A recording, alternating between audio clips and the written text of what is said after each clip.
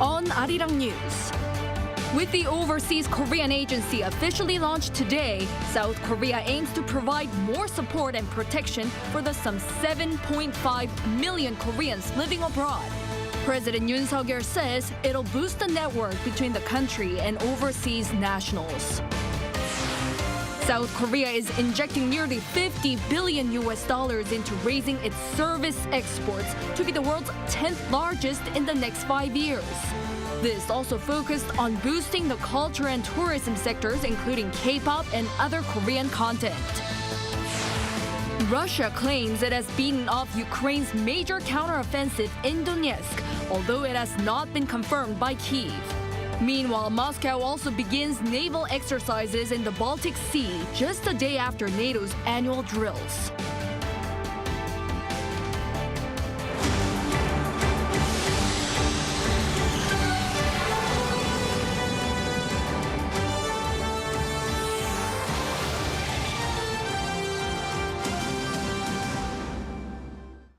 Good evening. It's 9 p.m. here in Seoul.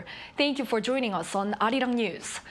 A one-stop center for overseas Koreans was officially launched today, headquartered in the multicultural city of Incheon, with the aim of providing more support and protection for the roughly 7.5 million Koreans living abroad.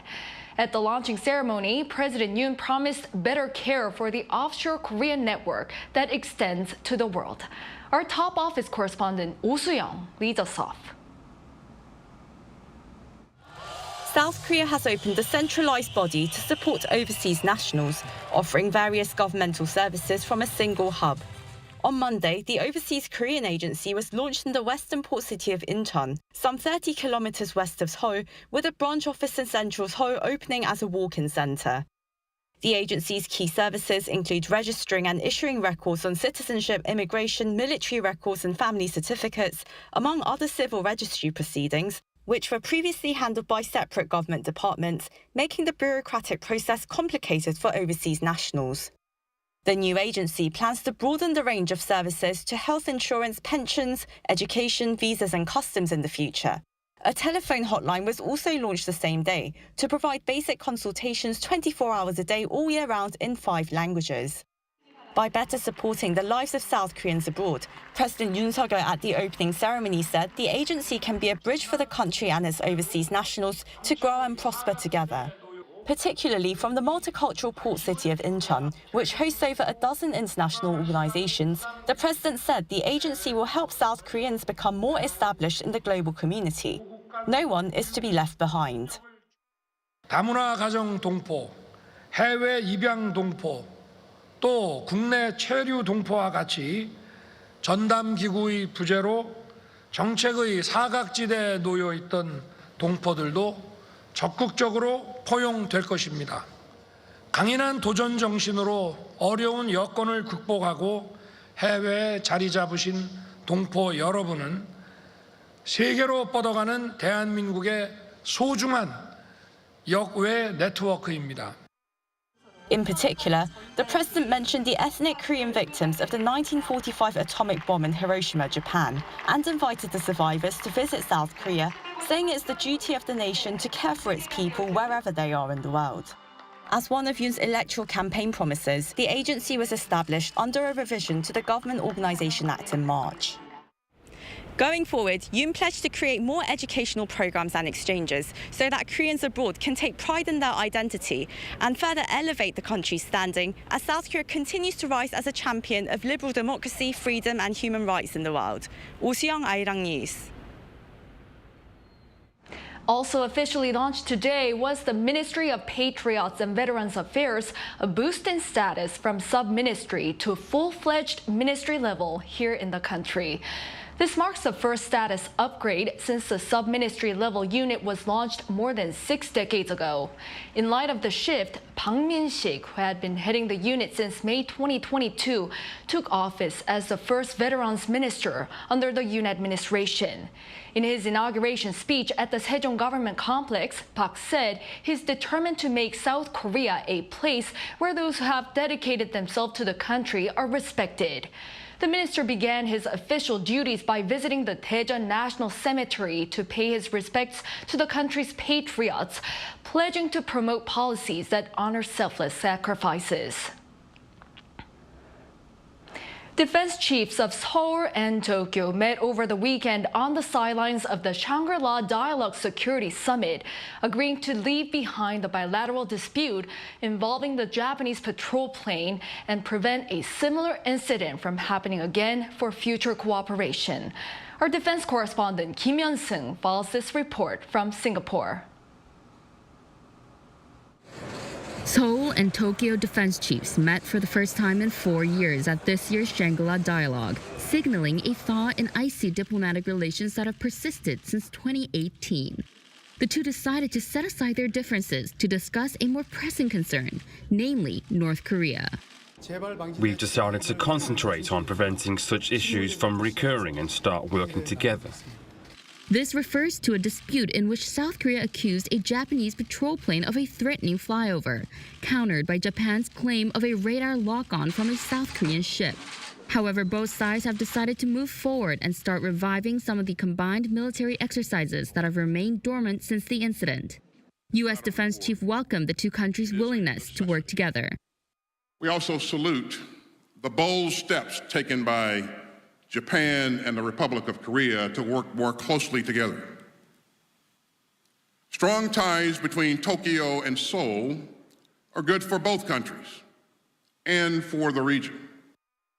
Building upon this freshly bolstered tie between Seoul and Tokyo, the three countries, Republic of Korea, the U.S., and Japan, made headway in hatching joint security efforts. Here at the Shangri-La Dialogue, the trio have agreed to flesh out a real-time information sharing system for North Korea's missile provocations. The joint system aims to complement each other's weaknesses to enhance efficiency and accuracy in detecting North Korean missile launches.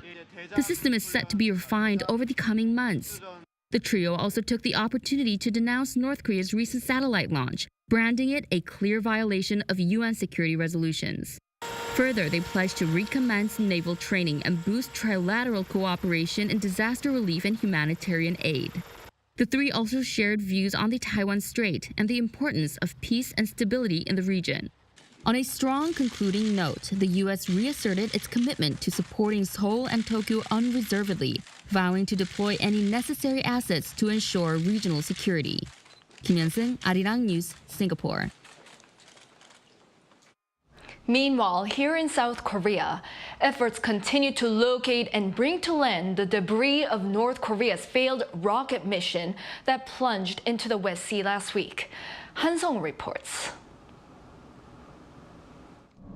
Monday marks the 6th day that South Korea's military has been working to search and salvage the wreckage of a North Korean rocket that crashed into the West Sea last Wednesday, following an abnormal flight.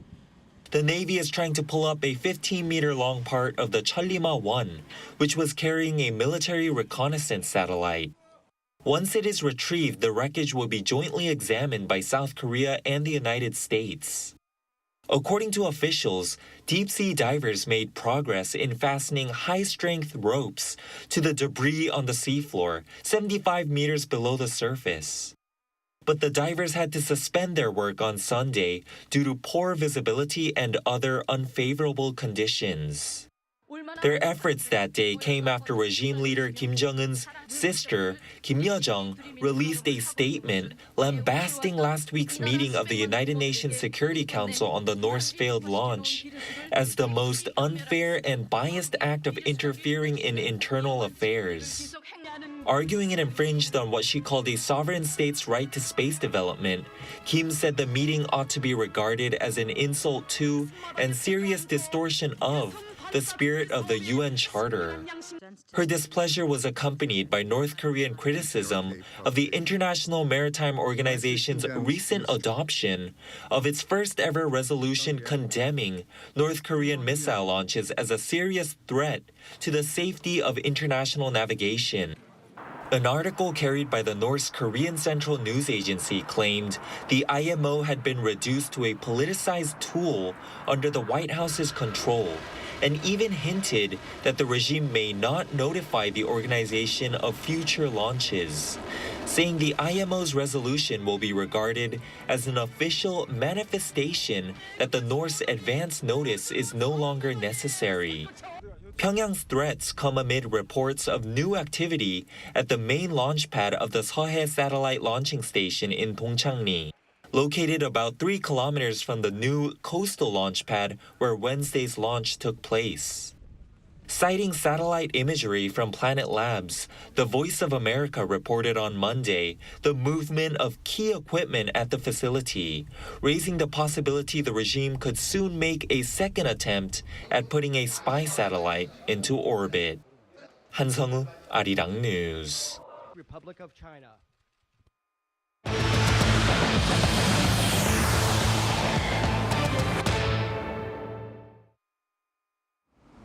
In other news, South Korea is diversifying its outbound shipments, focusing on boosting service exports. Unveiled today was a billions of dollars of financial support plan for ICT, healthcare, and content productions to bolster their competitiveness. Our business correspondent Shin Ha-young has more. The government is rolling up its sleeves to find ways to boost exports from the country's services sector.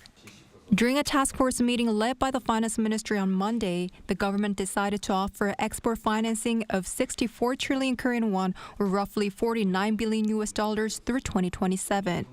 Despite rapid growth in the global services trade, Seoul is experiencing stagnation in its exports from this sector, continuously recording a trade deficit that is not contributing to overall economic growth. In fact, its share in the country's exports has remained stagnant at around 15% for the past 30 years. We plan to boost services industry exports, which have high added value and create jobs, from $130 billion last year to $200 billion by 2027, and become the world's 10th largest exporter in this sector. Under the plan, $49 billion worth of financing will be injected into key services industries, including ICT, healthcare, and entertainment content. In particular, the decline in South Korea's ICT exports has continued due to the ongoing trade disputes between the U.S. and China and the global economic slowdown. It is predicted to continue until the third quarter of this year on sluggish semiconductor exports, which account for more than half of ICT shipments. In response to this, the Ministry of Science and ICT announced during the meeting strategies to adapt to the paradigm shift in ICT exports, where software now plays a significant role. Under the plan, it will diversify export items to AI services, the metaverse, blockchain software, and 5G networks. The government will also focus on expanding bilateral economic and trade cooperation with emerging markets in the Middle East and Southeast Asia from the current Chinese and U.S. markets. It plans to hold high-level consultations with the UAE and Saudi Arabia on digital technology and establish an overseas IT cooperation center in the Emirates next year, which will serve as a hub for ICT exports to the Middle East. Meanwhile, the government plans to announce an innovation strategy for the services sector, aiming to enhance its competitiveness in the second half of the year. Shin Ha-young, Arirang News. Another key pillar of boosting exports centers around the power of culture and inbound tourism, including K-pop and other Korean content. Our Moon Hae-ryun has the details. The South Korean government is bolstering its support for inbound tourism and export of cultural content. At a conference headed by Finance Minister Chu Kyung-ho on Monday, the Ministry of Culture, Sports and Tourism announced it will be investing roughly $765 million by 2024 to boost cultural exports and tourism to the country. In terms of cultural content exports, the ministry unveiled its vision to place South Korea among the top 4 countries in the world. Exports of cultural content have consistently been in the black, increasing in value every year since 2017 despite the global economic slowdown. In 2021, they amounted to over $12 billion, and the government aims to raise this to $25 billion by 2027. To achieve this, support for the gaming sector, which accounted for nearly 70% of exported cultural content in 2021, will be strengthened. around 50 small gaming firms will receive financial assistance to support their businesses by next year. Initiatives will also be introduced to help local companies enter new global markets, such as setting up booths at game shows and emerging gaming hotspots in the Middle East. The government further plans to boost cultural content, including films, dramas, and K-pop, by establishing a talent sharing pool and communication channels with the United States, following Netflix's commitment to invest $2.5 billion in South Korean content in April. In terms of tourism, the ministry announced it aims to increase the number of foreign tourists from 17.5 million recorded in 2019 to 30 million by 2027. The first quarter of the year saw a slow return to normal tourism levels, hitting just under 45% of pre-pandemic numbers, with 1.7 million tourists between January and March. The ministry will be investing a maximum of around $76,000 to create special tourist zones to reflect the different countries from which visitors come from around the world, and foster more than 15 new cultural events such as exhibitions. Tourists visiting South Korea will also be able to enjoy new benefits while shopping, with a post-tax exemption being lowered from a minimum transaction amount of 30,000 won, or roughly $23, to half that amount. 문혜련, Arirang News. Oil prices rose on Monday after Saudi Arabia has said it would cut oil output by another 1 million barrels per day for at least a month, starting in July. The country's energy ministry said Sunday that output would drop to 9 million barrels per day from 10 million in May, the biggest reduction in years. Following this, Brent crude futures hit a session high of over $78 on Monday during early Asia trade. Saudi's voluntary cut is on top of a broader deal by the OPEC and their allies, including Russia, to limit supply into 2024 as the group seeks to boost flagging oil prices. The group, known as OPEC Plus, pumps around 40% of the world's crude oil.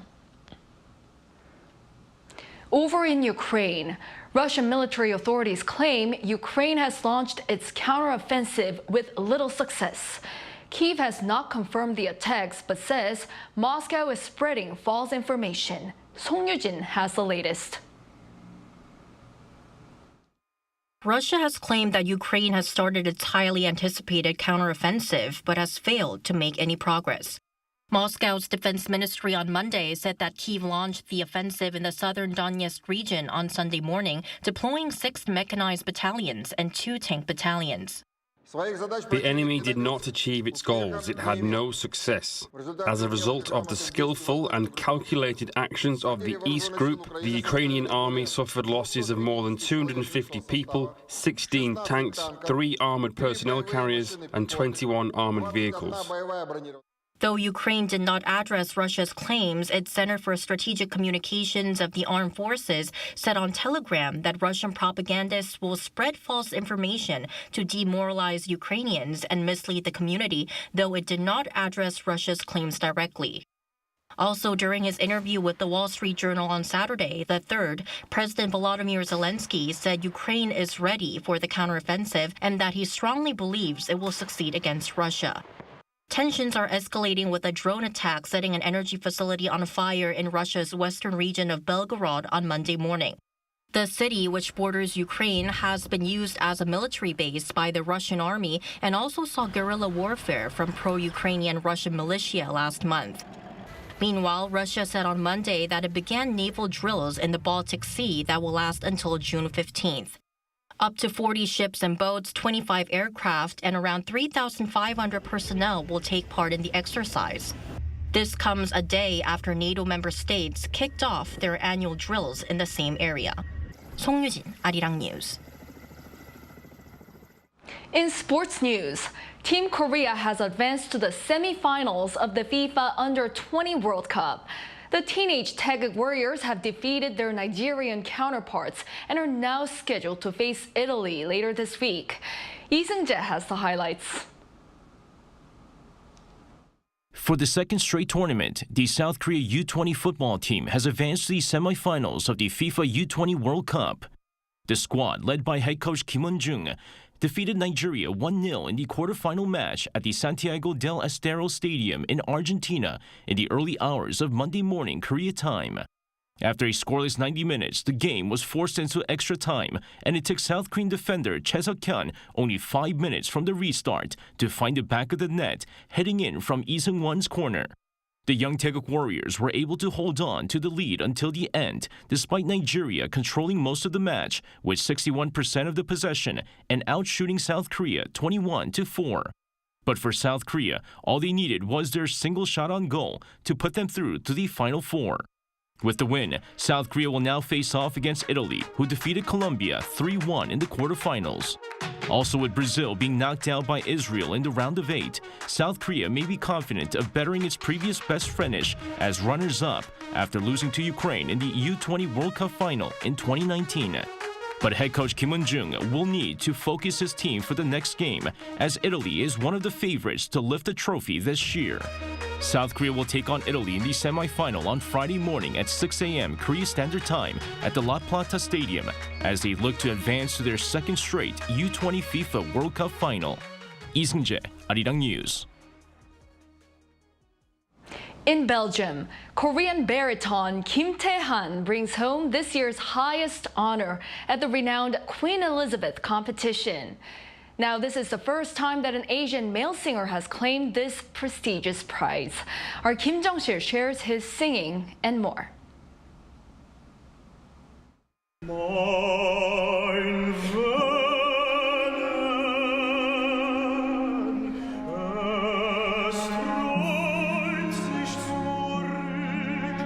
Kim Tae-han's performance captivated the audience and the judges. The South Korean baritone made history on Sunday when he became the first Asian male to win the top prize at the Queen Elisabeth competition in Brussels. He performed My Yearning, My Obsession from Erich Wolfgang Koringor's opera The Dead City as part of his performance in one of the capitals of classical music. The 22-year-old, the youngest contender this year, claimed the top prize amid fierce competition between 12 singers from all over the world. The Queen Elizabeth competition is held every year in Brussels and rotates between 4 categories: piano, cello, voice, and violin. Last year, South Korea's Choi Ha-young won the award for her cello performance, making 2023 the second consecutive year that a South Korean artist has claimed the top place in the competition. Kim Tae-han began his singing career when he was in 3rd year of middle school. After graduating top of his class from Seoul National University, he's currently taking a studio course at the Korea National Opera. And he told Arirang News what he thinks of his win. I always introduce myself as a lucky person.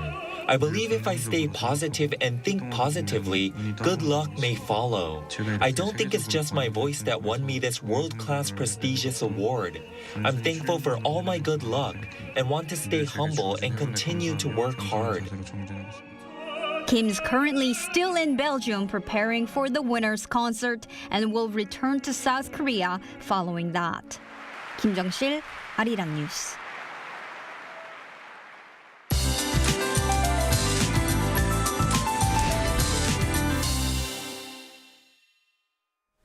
Mostly clear skies are in the forecast tomorrow with highs hovering around 25 degrees Celsius in Seoul. For eastern regions, however, conditions will be close to sweltering due to the influence of a high-pressure system. For Daegu and Gangneung, summer-like heat will take over. And for parts of the south, showers will be dropping until the morning hours. Jeju Island will see heavy rainfall of up to 60 millimeters. The south coast will see light raindrops coming and going. For those in the area, make sure to have your umbrellas handy when heading out. The entire nation will see strong UV radiation for tomorrow daytime. Ozone levels will be very strong as well nationwide. To avoid any skin aggravation, make sure to wear plenty of sunblock before you head out. For tomorrow, Seoul and Daegu will be starting off at 17 degrees. Highs in Seoul will get up to 25, Daejeon and Gwangju 28, Busan will be reaching 24 degrees. And scorching conditions are back in the forecast on Wednesday. It's all for now, and here are the weather conditions around the world.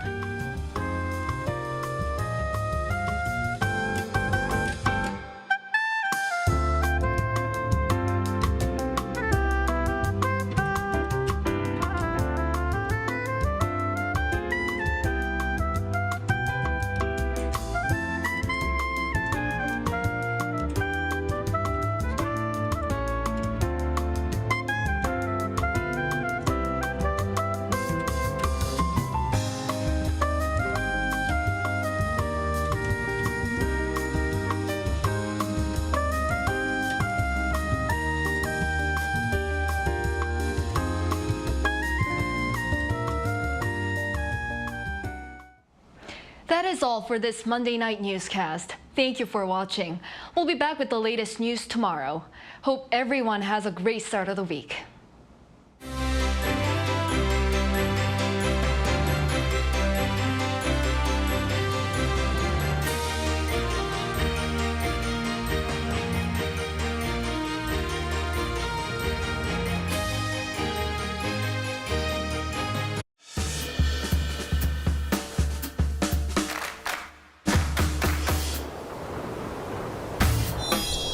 Global leader of eco-friendly future materials. Green tomorrow with POSCO. I'm Live!